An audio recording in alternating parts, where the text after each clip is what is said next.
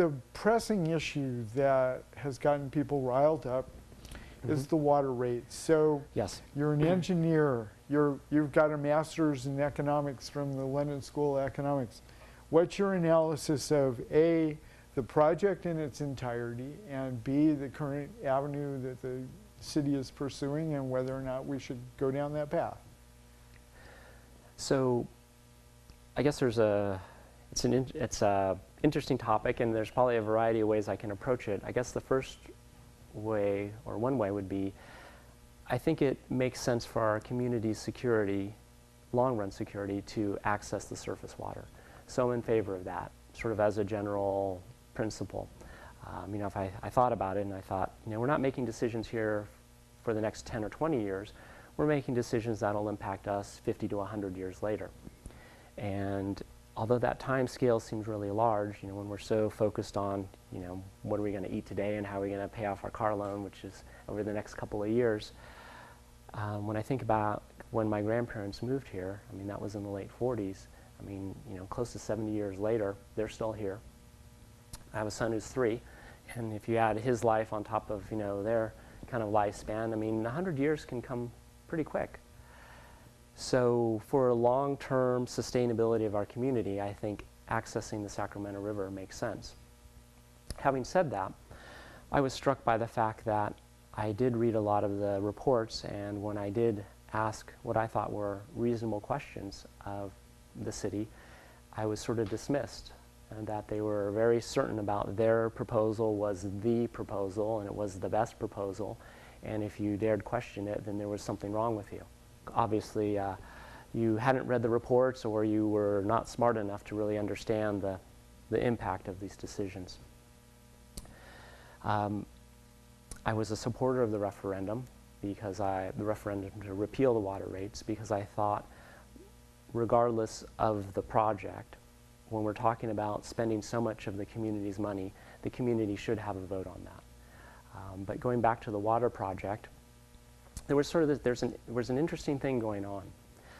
On one hand, you had a group of people who were setting the rates, and they were setting the rates based upon this idea that people would conserve 20%. So when they say, John, you know, don't worry about it, your bill's not going to go up so much because you use this much water now, but you're going to use 20% less, and so your bill's going to be only this much more. So it's kind of reassuring. Yet, as an engineer, I sort of was very interested to see what the engineers were doing, and the engineers were basing the size of the plant. You know, a lot of people talk about surface water versus well water, but when they talk about the surface water proposal, they don't actually look at the details of what exactly are they proposing for the plant. So we had one side, the financial side, talking about you're going to use 20% less water. Over on the engineering side, they assumed that we were going to use the same amount of water, and that over time, as the city grew by 1% per year, because that's based what the general plan states, we're going to have this greater and greater need for capacity. So what we don't want to do is build a plant that's too small, because oh my gosh, if we have a plant that's too small, you know, we're in trouble.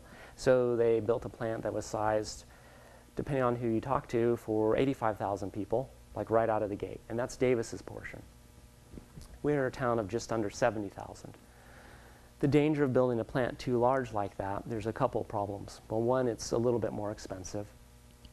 The plant itself, the processing plant, the capacity is governed by the number of modules you use, so that's variable. The piping and things like that, those are sort of fixed costs. You sort of build those based upon what you believe to be the ultimate size. So those costs don't go down if you shrink the actual processing plant. What's interesting is if you build a plant which has an infrastructure for this amount of people, you have to pay that amount. You're legally obligated to the bondholders who will finance the plant to pay this amount. And if you're sort of building a plant this big, but you currently use this much water in anticipation of going to this point, these people have to still pay that amount of water, money. There's a real problem, and it's a real risk. Californians and across the country, everybody has been using less and less water per person. And so those trends are expected to continue. So if we're here and then we have less usage, we still have to pay this amount. So we have to charge people more. So when we charge these people more, the natural tendency is for them to use even less.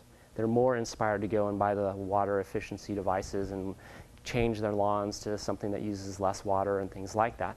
So now we're using even less water, but we still have to pay this amount for the infrastructure. And so we're going to have to raise the rates again because, again, we're legally obligated to the bondholders to pay this amount of money just to pay off the debt. So we raise your rates again.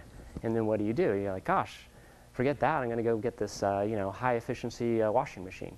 Or I'm going to rip out my lawn and just put cactuses out there, cacti. And then, so it just causes this problem. And what that does is it really sets up a bad dynamic.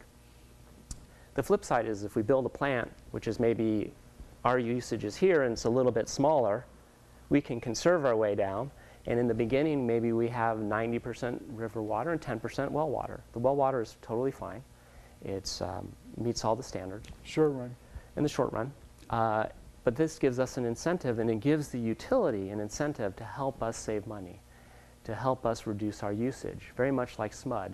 SMUD really has done a great job in terms of helping people become more efficient in their electricity usage because they did the calculation and determined that if they can reduce the peak demand, they would have to build fewer power plants, and they would actually, everybody would end up better off.